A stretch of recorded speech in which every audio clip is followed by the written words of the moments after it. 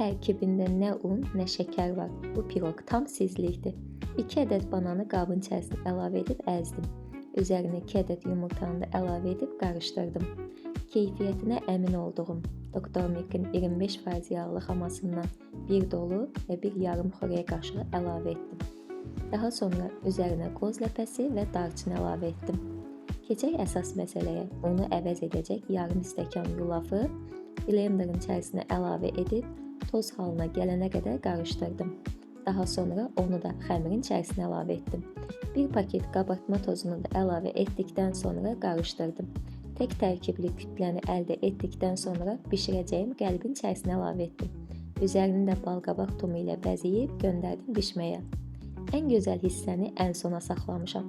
Doktor Milk'in xamasının üzərinə darçın və bal əlavə edib qarışdırdım və bişən piroqun üzərinə çəkdim. İnanın, bu qarışım bu piroqu daha da ləzzətli etdi. Ən sonda da üzərinə bolca qoz ləpəsi əlavə etdim.